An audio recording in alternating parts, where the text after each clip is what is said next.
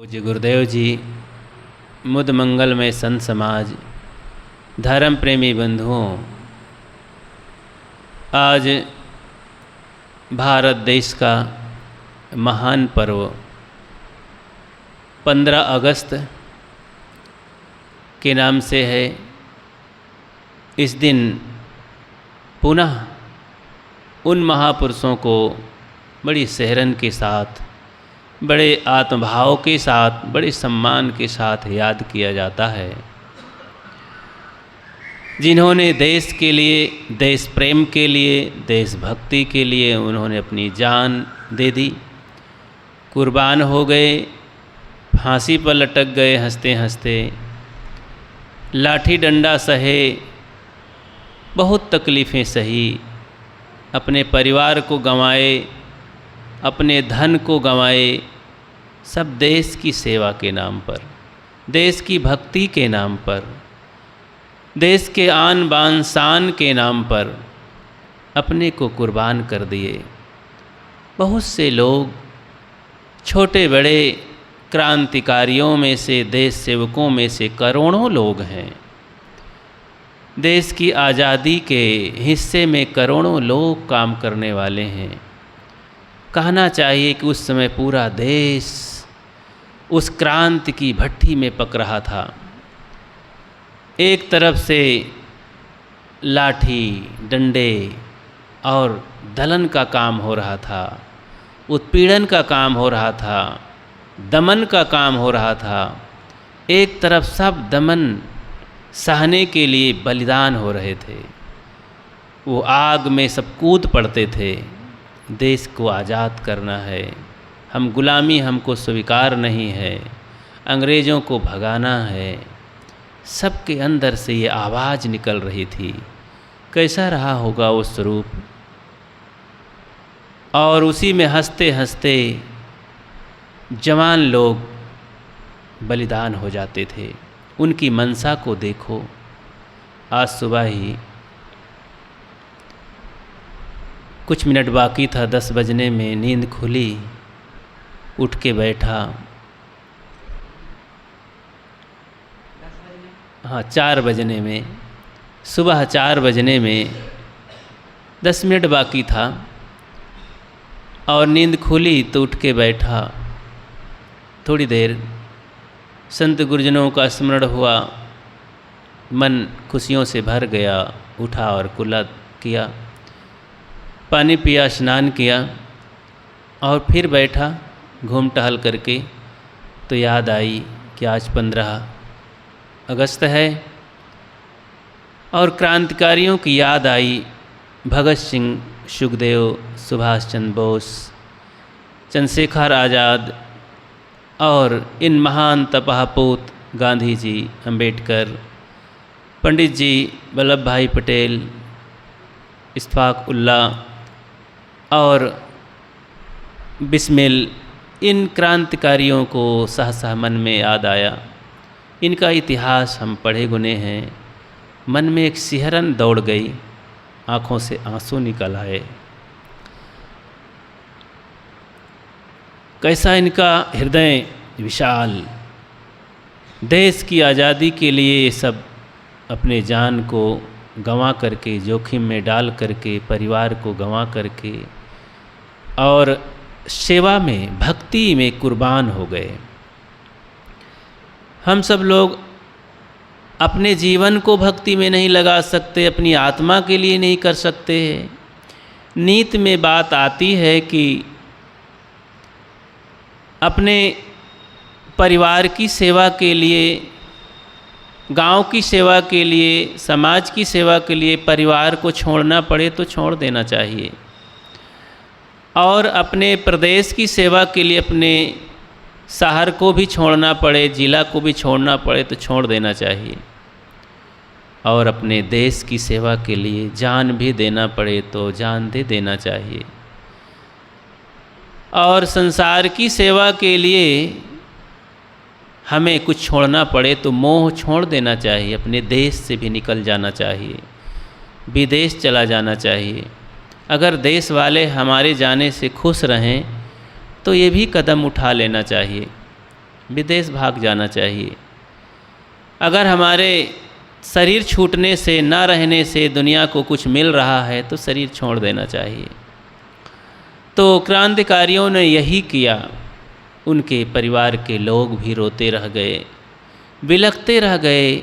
माँ का आंचल सूना हो गया, पिता के आंसू बहते रहे और घर की पगड़ी समाप्त हो गई। बच्चे अनाथ हो गए, पत्नी रोती रह गई, विधवा हो गई। लेकिन सबके मन में खुशियाँ थी कि हमारे पति, हमारे बेटे, हमारे पिता देश की भक्ति के लिए बलिदान हुए। बहुत बड़ी जिगर और आत्मा और हृदय की बात थी। हंसते हंसते फांसी पर चढ़ना, अंग्रेज़ों का जो दमन क्रूरता के साथ था, उनको देश पर बने रहने के लिए हर कदम उठाना था। पुरुषों के लिए, महिलाओं के लिए, जवानों के लिए, बूढ़ों के लिए बेदर्द होकर के वे दमन करते थे, कष्ट देते थे, लूटपाट करते थे, गोली चलाते थे। वो जलियांवाला बाग, रूह कांप जाता है। हजारों लोगों को गोली मार करके हत्या कर दी गई। एक साथ देख करके वहाँ के हृदय विदारक, चीर देने वाला हृदय वो दृश्य था। उसी समय छोटा सा बच्चा भगत सिंह खून का टीका लगाता है देख करके और संकल्प लेता है कि मैं इसका बदला लूँगा, देश से इन लोगों को भगाऊँगा। ऐसी बड़ी बड़ी क्रांतियाँ हृदय में सूझती हैं। अच्छी बात है, उन मतपा पूतों को बहुत बहुत नमन है। नेता लोग अपनी राजनीति से अपनी क्रांति कर रहे थे, देश को आज़ाद करने के लिए। सबके मन में भाव था, चाहे राजनेता हो उस ज़माने के, कांग्रेसी नेता उस समय बड़े तपस्वी थे। क्रांति करने वाले गरम दल के लोग सब बहुत जिगर के पक्के थे। देश की सेवा में सबके प्रति बहुत बहुत नमन है। और इन दिनों को याद, उन महापुरुषों को याद करने के लिए ये दिन याद किए जाते हैं, फिर से पुनर्जीवित हो जाते हैं, क्योंकि ये भूलने वाली बात नहीं है। इससे हमारी पीढ़ी दर पीढ़ी जागृत होती है, प्रेरणा मिलती है कि देशभक्त होना चाहिए। जिस देश में रहते हैं वहाँ पर हमें न्यौछावर होना चाहिए। बहुत सारे प्रेम मिलता है जिन जहाँ पर हम रह करके जीते हैं, जन्म लेते हैं। तो ये देश प्रेम तो होना ही चाहिए, उसके लिए मर मिटने के लिए तैयार होना चाहिए। बहुत अच्छा है। लेकिन बंधुओं, इसी में कुछ महापुरुष ऐसा कदम उठाते हैं कि जीवन स्वतंत्र बनाने के लिए, समाज को स्वतंत्र बनाने के लिए, आत्मकल्याण के लिए बहुत बड़ी क्रांति है। ये उससे बड़ी भी क्रांति है।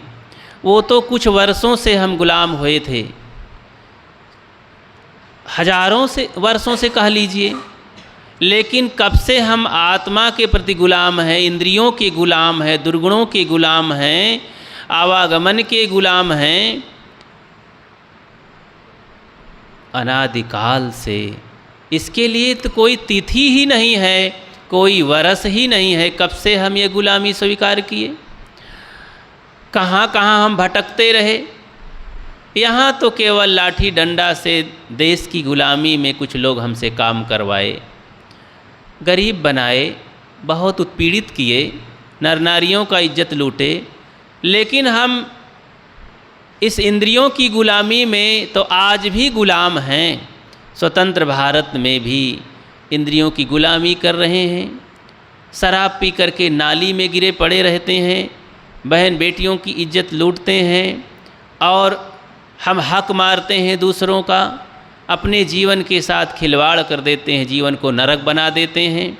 अपने इंद्रियों से कूटे जाते हैं, पीड़ित होते हैं, रोगी बन जाते हैं, गरीब बन जाते हैं, दरिद्र बन जाते हैं, केवल इंद्रियों की गुलामी के बदौलत।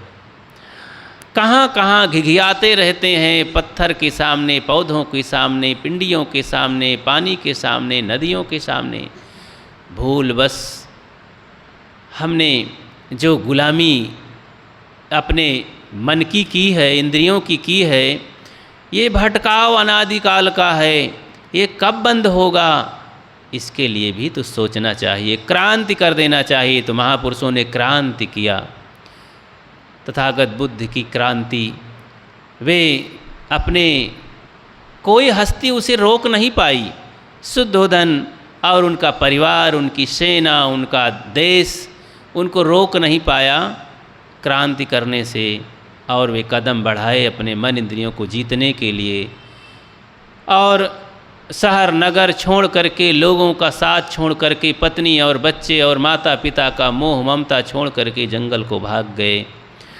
और अनेक साधु महात्मा कर्मकांडियों को, पाखंडियों को छोड़ते हुए, गंजेड़ी भंगड़ियों को छोड़ते हुए आगे बढ़ते रहे, क्रांति करते रहे, कहीं रुके नहीं, कहीं मान नहीं लिए, चिंतन करते रहे, विवेक करते रहे, सत्य की खोज करते रहे। अंततः घोर तपस्या से, परिश्रम से, चिंतन से 6 वर्ष की महायात्रा में निर्वाण को, बुद्धत्व को उन्होंने प्राप्त किया। मतलब आत्मज्ञान प्राप्त किया, सीधी बात कहा जाए अपनी भाषा में तो। जब आत्मज्ञान प्राप्त किया, दोषों को, इच्छाओं को समझे कि यही दुख देने वाली है, और जन्म मरण का बीज ये इच्छा है, चाहनाएँ हैं, मनोविकार हैं, जिसको कबीर साहब अपनी भाषा में कहते हैं, चाह गई चिंता मिटी मनुआ बेपरवाह, जिनको कुछ नहीं चाहिए सो साहन पतसाह। कहें कबीर सो उबरे जाहि न मोह समाए, जिसके अंदर मोह नहीं रह जाता है, मोह नहीं प्रभावित करता है, मोह नहीं दुख देता है, वो उबर गया, पार हो गया, उसकी नौका पार हो गई इस भवसागर से, उसे दुख नहीं है, वो मुक्त हो गया, जीते जी जीवन मुक्त हो गया। उसी बात को तथागत बुद्ध के जीवन में आरोपित की गई कि वो बुद्धत्व को प्राप्त हो गए। बुद्धत्व का मतलब यही है। तो बुद्धि उनकी स्थिर हो गई, शाप हो गई, जिसको ऋषियों ने कहा यदा पंचावितिष्ठन्ते ज्ञानानि मनसा सा बुद्धिश्च न विशेषता माहु परमाम गतिम। जब मन के साथ बुद्धि भी स्थिर हो जाती है, 5 ज्ञान इंद्रियां स्थिर हो जाती हैं, तो बस पार हो जाता है जीव, परम गति को प्राप्त हो जाता है। परम गति मतलब मुक्ति को प्राप्त हो जाता है, शांति को प्राप्त हो जाता है। तो ये बहुत बड़ी महाक्रांति है। वो क्रांति तो देश को आज़ाद करती है, और ये क्रांति तो अपने मन इंद्रियों से पार होकर आत्मलोक तक पहुंचा देती है, सदा सदा के लिए बंधनों से छुड़ा करके मुक्ति अवस्था तक पहुंचा देती है। ऐसी क्रांति करने वाला देश का कोई भी युवक, कोई भी महान अपने को बलिदान करके, तपा करके, और सदा के लिए ऐसी क्रांति सिखा जाता है सबको, देशवासियों को, इस संसारवासियों को, कि भुलाया नहीं जा सकता। उनमें से क्रांति करने वाले बुद्ध, महावीर, लाओ जे, सुकरात, कन्फ्यूशियस, सदगुरु कबीर और सदगुरु अभिलाष साहेब, सदगुरु विशाल साहेब, सदगुरु पूर्ण साहेब, ऐसे महान क्रांतिकारियों में से थे जो आत्म क्रांति की है, जो अध्यात्म क्रांति की है। और वो देश क्रांति हो जाती है, जीवन क्रांति हो जाती है, इंद्रियों के प्रति क्रांति हो जाती है।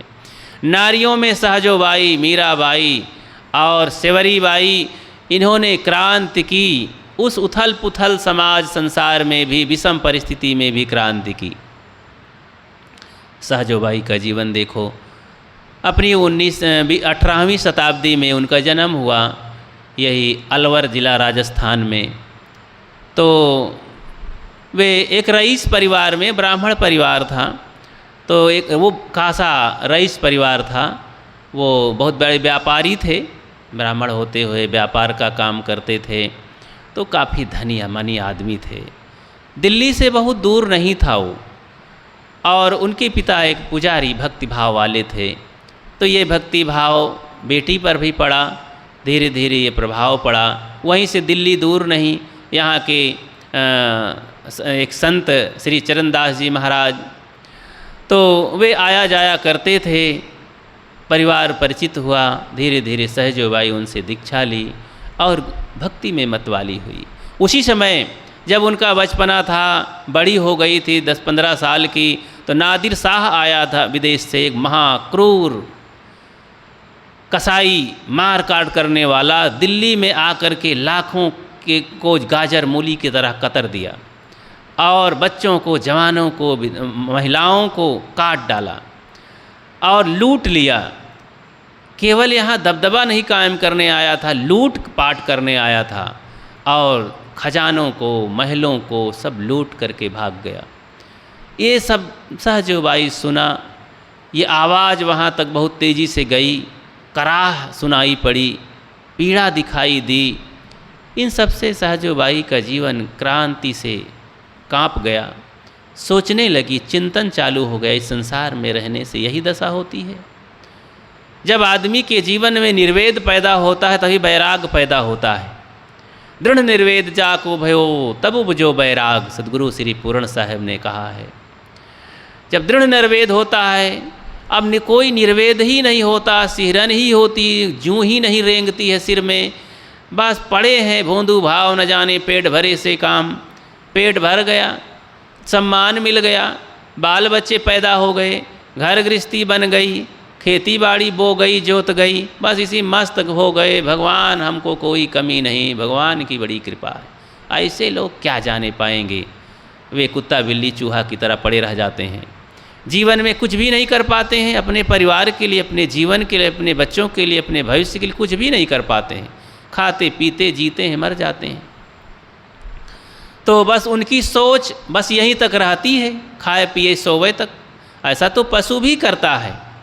इतना जो केवल करे तो क्या है, नर पिशाच और नर पशु और नर और नरोत्तम और नारायण, ये 5 क्वालिटी के इंसानों में पाए जाते हैं।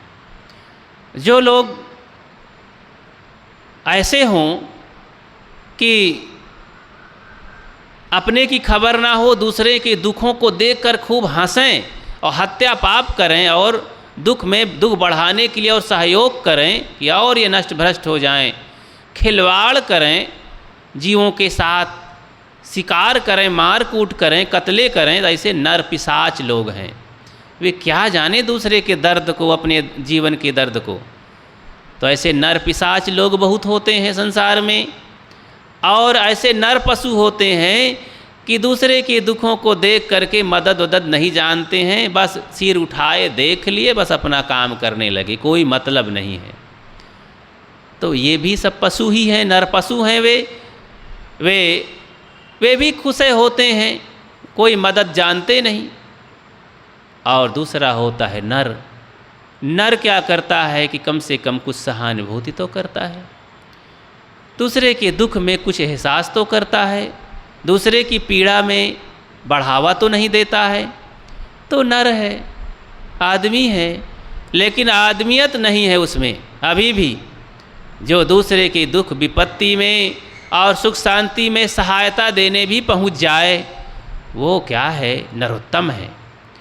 नर से भी नरोत्तम है, वो और बड़ ऊंचा है, कम से कम मदद करता है, दूसरे के जीवन में सहायक बनता है, सुख में बढ़ावा देता है और दुख में दर्द हो जाता है उसे द्रवित हो जाता है, और एक उसके ऊपर नारायण हो जाता है, जो दूसरे के दुख को भी अपना दुख समझ करके द्रवित हो जाता है, उसके दुख को दूर करने के लिए कूद पड़ता है।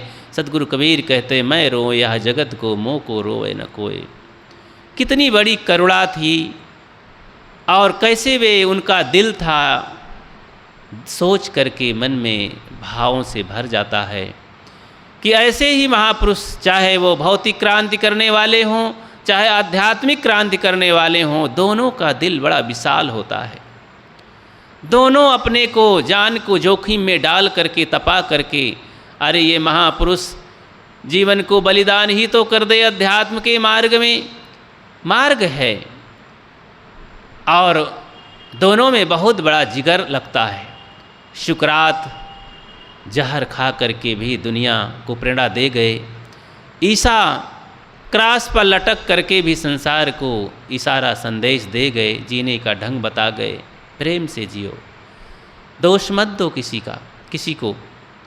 ऐसे ही सभी महापुरुष, मंसूर सूली पर चढ़ करके भी लोगों को दोष नहीं दिया, और अपने सत्य में बरकरार रहे, डिगे नहीं। ऐसे ऐसे महापुरुष यहाँ पर बड़ी बड़ी क्रांति करके चले गए अध्यात्म क्षेत्र में। हम सब लोग अपने कल्याण के लिए, अपने बच्चों को प्रेरणा देने के लिए, समाज के लिए कुछ नहीं कदम उठा सकते? कैसे आदमी हैं? क्या गुरु भक्त हैं हम? क्या सत्संग सुनते हैं? जब अपने मन इंद्रियों के प्रति भी थोड़ी भी संवेदना ना रखें और दोषों को दूर करने के लिए कदम ना उठा सकें, भूत भवानी भैरव में ही पड़े रह जाएं, तम्बाकू बीड़ी सिगरेट में ही पड़े रह जाएं, इसी के मोह में, तो क्या कोई आदमी है हम? हमें आगे बढ़ना चाहिए। वो एक स्त्री सहजोबाई 15 वर्ष की अवस्था में संसार की क्रूरता को देख करके निर्वेद पैदा हुआ, उसके मन में विवाह ना करने के लिए सूझी।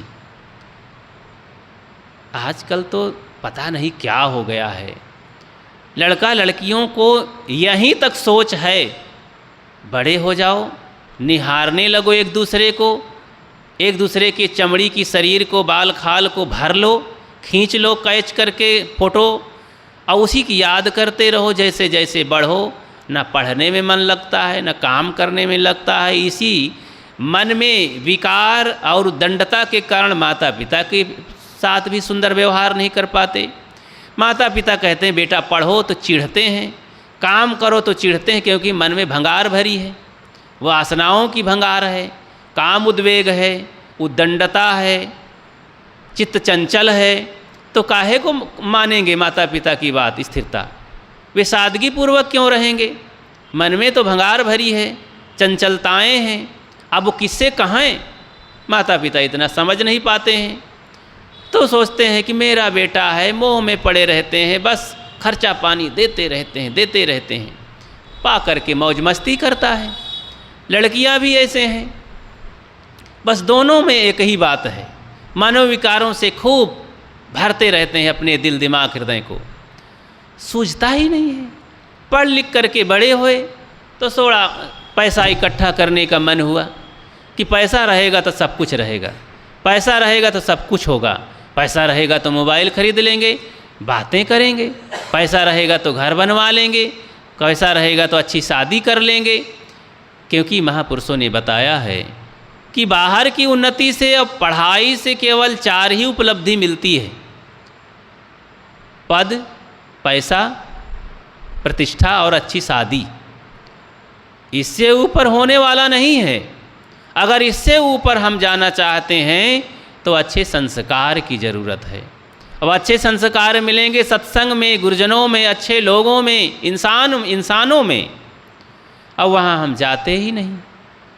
अब 15-20 साल, 25 साल, इतने में बच्चे तो पढ़ते लिखते खेलते खाते वासनाओं से खूब पक्के होते हैं, उसी का चिंतन करते हैं। सूझता ही नहीं है कि हमको एक सद्मार्ग की ज़रूरत है, इंसानियत की ज़रूरत है, मानवता की ज़रूरत है। जब तक में सूझ उत्पन्न होती तब तक में इतना हाथ पैर दिल दिमाग सब कट छंट जाता है कि सोचने लायक ही नहीं रह जाते हैं। हार थक के हताश हो जाते हैं, झोली में उनके कचड़ा रहता है, सच्चाई सुगंधी कुछ रह ही नहीं जाती है।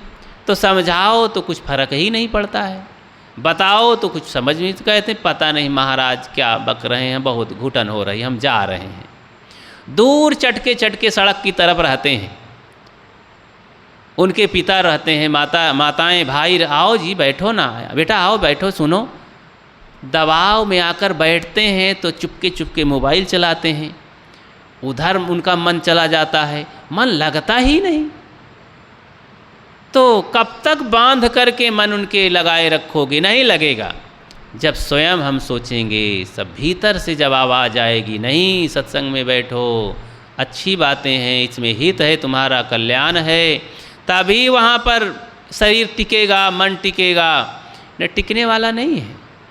इतना सब संत गुरुजन, सब प्रकार से देश में अभियान चलता है धार्मिक, लेकिन लोगों को सिरहन नहीं होती भी है तो कर्म कांड की तरफ, उसी में फूलते पचकते हैं कि हम बड़े धार्मिक हैं, बहुत बड़ा पूजा पाठ धर्म कर्म कर रहे हैं, लेकिन कुछ नहीं, सब दिखावटी पाखंड है। सहजोबाई ने पाखंड पर बहुत करारा चोट किया। और उन्होंने गुरु का इतना बड़ा महत्व दिया। उन्होंने कहा मैं हरि को विसारूं पर गुरु न विसारूं, मैं हरि को भूल जाऊंगी, उनसे मैं दूर हो जाऊंगी पर गुरु को नहीं विसारूंगी। गुरु का इतना बड़ा उपकार है। सद्गुरु कबीर ने इसके लिए कहा है, हरि रूठे ठौर है, गुरु रूठे नहीं ठौर। हरि एक बार हमसे रूठ जाए ठीक है, कोई बात नहीं, हमारे लिए बहुत जगह है, जहाँ रूठे बैठे रहें। और गुरु के रूठ जाने पर इस संसार में जगह नहीं, कहीं नहीं जगह है। साहब ने इसीलिए कहा है कि गुरुद्रोही मनमुखी नारी पुरुष विचार, तेनर 84 भरमी है ज्यों लो चंद्रिवाकार।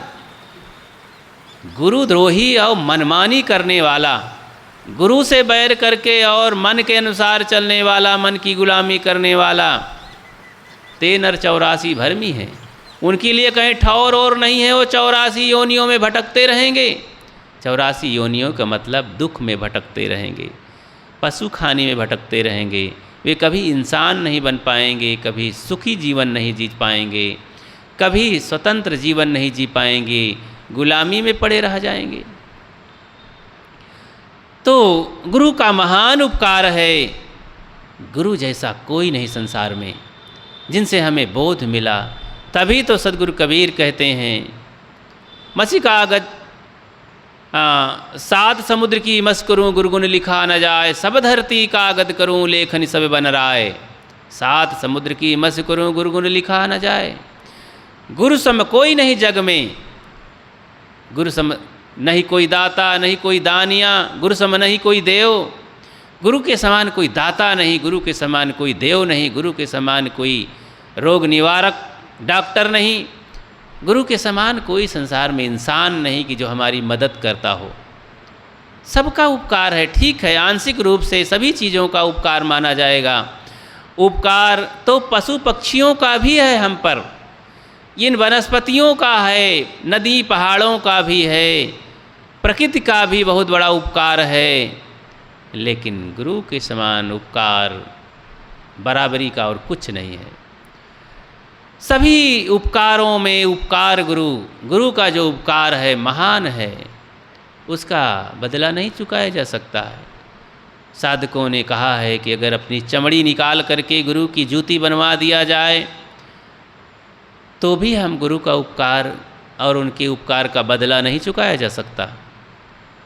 तो बंधुओं, अनेक महापुरुष हुए देश की स्वतंत्रता के लिए, आत्म स्वतंत्रता के लिए। देश स्वतंत्रता मतलब मानव स्वतंत्रता के लिए। अब देश स्वतंत्र हो गए तो प्राणी थोड़े स्वतंत्र हो गए। अरे प्राणी तो उसी तरह गाजर मूली की तरह काटे जा रहे हैं, दुख पा रहे हैं। उनका कोई कभी आज़ादी स्वतंत्रता नहीं हो सकती। देश आज़ाद का मतलब यहाँ के इंसानों के लिए, मनुष्यों के लिए केवल ये स्वतंत्रता आई है। बाकी तो पशु पक्षी कीड़े मकोड़े सब अपना अपना दुख भोग ही रहे हैं, वे भोग भूमिका ही है। लेकिन मनुष्य देश स्तर से स्वतंत्र हो सकता है और मन स्तर से भी स्वतंत्र हो सकता है, इंद्रिय स्तर से भी स्वतंत्र हो सकता है। स्वतंत्र होने की उसमें संभावना है, बस क्रांति की ज़रूरत है। जब जब मनुष्य सोचा है स्वतंत्र होने के लिए, तब तब क्रांति करनी ही पड़ती है। ये भक्ति मार्ग में चलना, वैराग मार्ग में चलना, ये बहुत बड़ी क्रांति है। लेकिन इनको अधूरे और बुद्धू लोगों ने कायरता समझ ली है। कैसा दिल दिमाग है लोगों का कि जब कोई साधक सज्जन दिव्य आत्मा, कोई पुण्य आत्मा भक्त होने के लिए गुरु मार्ग में चलता है, जब कोई भक्तों का बेटा या कोई पुण्य आत्मा वैराग मार्ग में चलता है गुरु शरण में, गुरु के पद चिन्हों पर, तब लोग कहते हैं अरे ये तो कुलबोरन पैदा हो गया। बताइए, इनको हम पैदा किए हैं, ये नालायक कुलबोरन पैदा हो गया, ये कुपूत पैदा हो गया, माता पिता को छोड़ करके महापापी चला गया बेगाना में, इन फकीरों साधु महात्माओं की आयरे गैरों के चक्कर में। आयरे गैरे समझ लेते हैं उनको, और अपने घर में फिर जल्दी से, जानते हो फिर क्या उपाय करते हैं, बहुत बड़ा मोटा एक रस्सा है दुनिया में, वो का तोड़े मैं हाथी भी नहीं तोड़ पाती। ये जल बूढ़े बड़े बड़े गज ऊँट बहे सब जाएं, तो सब उसी में बहे जा रहे हैं और ये रस्सा नहीं तोड़ पाते हैं। नदी उतरे, नाला उतरे, समुंदर उतरे जाई, और 2 अंगुल की खाई तामे गोता खाई। तो ये इंद्रियां हैं, ये 2 अंगुल की हैं, और इसी में पड़ा आदमी गोता लगाता है। तो सोचते हैं कि अरे ये तो कुपूत हैं, कहाँ ये फकीरों के पीछे मरने चले गए। अरे घर गृहस्थी में मज़ा करें तो जल्दी से, अरे कहाँ जल्दी से इसका ब्याह शादी करो, नहीं ये निकल न जाए, जल्दी से एक फांसी पर चढ़ा दो। तो लोग झट से इंतजाम करते हैं, कहते हैं महाराज उऋण हो गवा है, एक का फंसा लेना है, दूसरे को फंसा लेना है, बाकी है भाई, वो को फंसा दे, फिर हम स्वतंत्र हो जाए। महाराज बहुत खुश होते हैं, लेकिन भविष्य को, उस बच्चे को तो बलि चढ़ाने के लिए बना दिए हैं। तो इस पर एक बहुत सुंदर कविता भी है, कोई नाराज नहीं होंगे, सबके लिए बहुत बड़ी दवा है। ओ घोड़ी पर बैठे दूल्हे राजा क्या हंसता है, देख सामने तेरा अगत मुँह लटकाए खड़ा हुआ है, अब हंसता है फिर रोएगा शहनाई के स्वर में। बच्चे चीखेंगे, कारनेट का कंठ ढोल सा हो जाएगा, फटहा भाएँ भाएँ बाजी, तब तुझको ये पता चलेगा उस मंगनी का क्या मतलब। खर्चों की बेड़ियाँ कहेंगी आप चढ़ ले, जब खर्चा दिखाई देगा, 2-4 ठो पैदा हो जाएंगे, पत्नी आ जाएगी, खर्चा बढ़ जाएगा, कमाई बहुत होगी नहीं, तो कहेंगे बड़ा मुश्किल है, कहाँ से पाएँ, कहाँ मजदूरी करें, कहाँ नौकरी करें, कौन बिजनेस करें। रात दिन चिंता सवार रही, खर्चों की घोड़ियाँ कहेंगे आओ चढ़ ले भैया, तब तुझको ये पता चलेगा उस मंगनी, मंगनी माने सगाई, रिश्ता, उस मंगनी का क्या मतलब था, उस शादी का क्या सुयोग था। तब कहने वाला कहता है, ओरे बकरे भाग सके तो भाग, सामने बलवेदी है, दुष्ट बराती नाच कूद के तुझा सजा के दुल्हन रूपी चामुंडी की भेंट चढ़ाने ले जाते हैं। अरे भाग सके तो भाग, अरे बलि के बकरे, तू समझता नहीं है अभी, ये चामुंडी देवी के चौरी पर जाए कि तो बलि चढ़ावे के बड़े से इंतजाम आए। ये बाराती लोग बड़े दुष्ट हैं, ये कूद काद के डांस करके ये बलि का बकरा बनाए देते,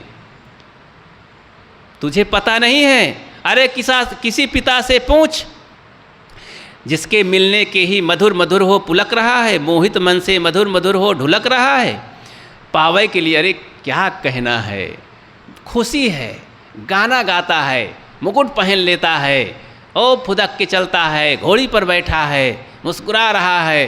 साथी लोग कहते हैं जब दूल्हे राजा झुकें तो सब झुकें, सब भोजन पावें तो सब पावें, उठें चलें तो सब चलें, क्या सम्मान हो रहा है। तो कहने वाला कहता है, अरे दूल्हे राजा जिसके मिलने के लिए तो पुलक रहा है, मन मन गदगद है, स्वर्ग समझ रहा है, मोहित मन से मधुर मधुर हो ढुलक रहा है, वही सिंघनी साबित होगी, एक दिन वही आफत साबित होगी तेरे लिए। किसी पिता से पूछ, सामने वो बतला दे कि भारत में बापत कर्म कितना भीषण है, ये बाप बनना, मालिक बनना कितना कठिन है, बाप बन करके क्या मिला है, भांवर नहीं भंवर है पगले, पंडित नहीं भवसागर का बड़वा नल है। अब मंडप नीचे गढ़े वो मिट्टी के माधव, अब मिट्टी के माधव गढ़ करके पंडित जी आते हैं, स्वाहा स्वाहा करते हैं, कहते हैं वाह भाई वाह, अरे ये भवसागर का बड़वा नल है, वो मंडप नहीं है, चौरी नहीं है तुम्हारे विवाह शादी का मंडप। तो और जिस दिन ये सब मिल जाएगा ना, तो फिर कहने वाला कहता भाग सके तो भाग, अभी है कच्चे धागे, अभी कच्चा है भाई भाग। वहाँ के ज्ञानी जी महाराज रहे तो गुजरात के, तो विवाह मंडप में बैठे थे, पंडित जी ने कहा सावधान विवाह आरंभ होने जा रहा है। तो उठ के ज्ञानी जी महाराज, उस समय उनका कोई दूसरा नाम रहा होगा, लेकिन संत जब हो गए तो ज्ञानी जी पड़ गया, तो झट से उठ खड़े हुए, कहीं बैठो बैठो भाई, तो धोती समेटे, अब वहीं दुल्हन भी बैठी है, लड़की भी, कन्या भी। अब पंडित जी कह दिए थे कि भाई हाँ सब लोग सावधान, शांति से रहो, विवाह होने जा रहा है।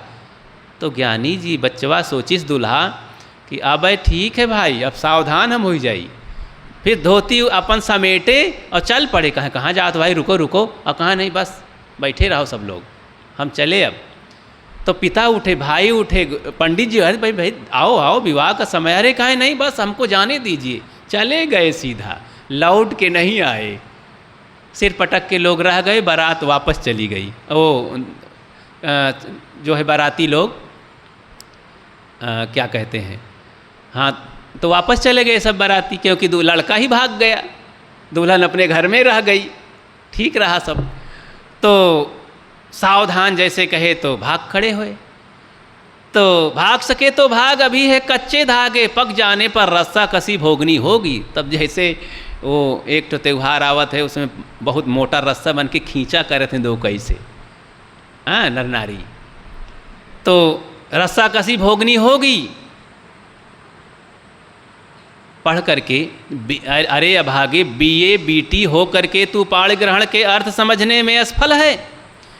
कहने वाला कहता है कि अरे तू बीए बीटी डबल एमए करके बैठा है और इतना भी नहीं समझ पाया है, पाणी ग्रहण के अर्थ को नहीं समझ पाया है। तू बड़े खुशी से कहता मेरा पाणी ग्रहण संस्कार हो रहा है, खुशी खुशी से। अरे भाई, चंद्र ग्रहण हो, सूर्य ग्रहण हो, पाणी ग्रहण हो, ग्रहण ग्रहण सब एक अभागे, सब ग्रहण एक ही तरह हैं। चंद्र ग्रहण पड़त है तो क्या कहते हैं लोग, अनपढ़ भी निकल के दरवाजे से ऊपर कहीं नहीं देखत, कैसे ग्रहण न लग जाए। राहु केतु घेरे हैं चंद्रमा का, तो उनके तो फिर जोर से आवाज़ लगाते हैं, उर्गा उर्गा छोड़ दे उर्गा, तो आवाज़ लगाते हैं।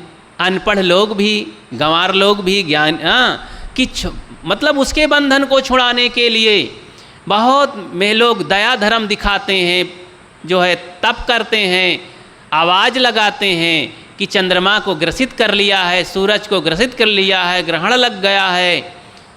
और ये महात्मा लोग, ये पाणी ग्रहण सबका लगा है, आवाज़ लगा रहे हैं, जागो उत्तिष्ठत जागृत प्राप्त वरानि बोधत, जहाँ धीर गंभीर चलता उठ मिलहु कबीरा। तो जागने का नाम नहीं लेते हैं। अरे भाई, ये पाणी ग्रहण बहुत बड़ा ग्रहण है, जिसको ग्रहण लग गया तो जल्दी से बचना मुश्किल हो जाता है। तो ये बहुत बड़ी क्रांति है। मेरे कहने का मतलब क्रांति है, घर छोड़ देना और त्याग तप करना, अपने कल्याण के लिए, मन इंद्रियों पर विजय पाने के लिए, समाज को देने के लिए बहुत बड़ी क्रांति है।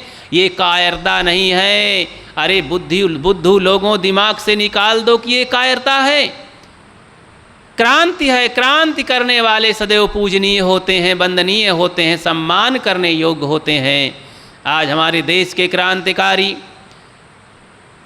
चले गए, नहीं रह गए, लेकिन हृदय में सबके बस गए, आज सम्मान के योग्य हैं। उन्हीं की क्रांति की बदौलत हम आज दुश्मनों से आज़ादी पा करके देश में अपने स्वतंत्र रह गए हैं, स्वतंत्र रह रहे हैं, पढ़ लिख रहे हैं। महान पुरुषों की इस प्रेरणा से हमारे संविधान की जय हो कि आज ऐसा संविधान देश को मिला है।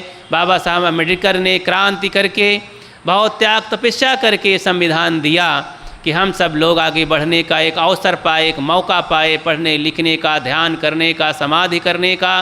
नहीं, वो ज़माना था, ऐसे महापुरुषों ने जब क्रांति ना की होती तो हम लोग अपने अपने घरौंधे में दब कर रह जाते और अपनी ज़िंदगी को भी ना समझ पाते, खाना पीना भी ना जान पाते और मैलेक्ष बने, गंदे बने घूमेते रहते पशु की तरह। इन महापुरुषों की देन है कि हम सबको कुछ हद तक ऊपर उठाया अपनी क्रांति के बदौलत। इसी तरह आज हम हैं, देश तो आज़ाद है लेकिन फिर भी आज़ाद नहीं है, और हम खा पी तो रहे हैं लेकिन फिर भी इंद्रियों की गुलाम हैं। तो वहाँ हम ना कर सकें, वहाँ संयुक्त ना हो सकें, क्योंकि वो क्रांति अकेले की नहीं है। वो क्रांति हजारों की क्रांति से क्रांति सफल हो पाती है, लेकिन अपने जीवन की क्रांति अकेले ही की होती है। इसके लिए कोई समाज की ज़रूरत नहीं है, कोई उपलब्धि की ज़रूरत नहीं है, कोई बम विस्फोट की ज़रूरत नहीं है। बस हमारे अपनी इंद्रियों के प्रति क्रांति करने के लिए, आत्म कल्याण के लिए हमें क्रांति करना है तो गुरु की ज़रूरत है। गुरु से हमें वो औजार की ज़रूरत है, ज्ञान की आग लगने की ज़रूरत है और ये संकल्पबद्ध होने की ज़रूरत है कि मुझे अपना कल्याण करना है, मुझे अपनी भक्ति के माध्यम से आगे बढ़ना है। क्योंकि भक्ति एक बहुत बड़ी गरिमामय जो है संपत्ति है, उसी के माध्यम से सारे सद्गुणों का जन्म हो जाता है और फिर क्रांति की सारी सामग्री आ जाती है, उसी में वैराग उत्पन्न हो जाता है। भक्ति माता के 2 बेटवा पैदा होते हैं, ज्ञान और वैराग्य। जिन्होंने भक्ति किया गुरु की तो 2 बच्चे पैदा हुए, सूरवीर महापुरुष और एकदम इंकलाब करने वाले, क्रांति करने वाले ज्ञान और वैराग्य। और ये 2 जिनके बच्चे पैदा हो गए, ये दोनों बच्चे फिर अपनी माता को कभी भी दुख में डालने के लिए, परवश और परतंत्र करने के लिए कोई व्यवस्था छोड़ेंगे नहीं, वो आज़ाद करके ही रहेंगे। तो इस तरह से हमें भक्ति के मार्ग में आगे बढ़ करके ज्ञान वैराग्य बच्चों को लेकर के अपने आत्मपति तक, आत्म पिता तक पहुंचना है, सदा के लिए मुक्ति प्राप्त करना है। और इसी की प्रेरणा से समाज प्रेरणा पाएगा, समाज जागृत होगा।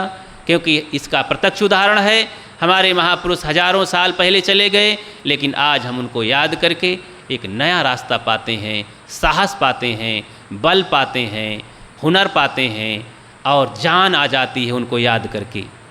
तो आध्यात्म क्रांतिकारी हों, चाहे भौतिक क्रांतिकारी, देश के क्रांतिकारी हों, सभी क्रांतिकारियों की जय हो। आज उन महापुरुषों के चरणों में हम नतमस्तक करते हैं, अपने हृदय से गदगद हैं, उनकी याद करते हैं और अपने को उस मार्ग में चलाने की कोशिश करते हैं। बोलिए सद्गुरु देव की जय।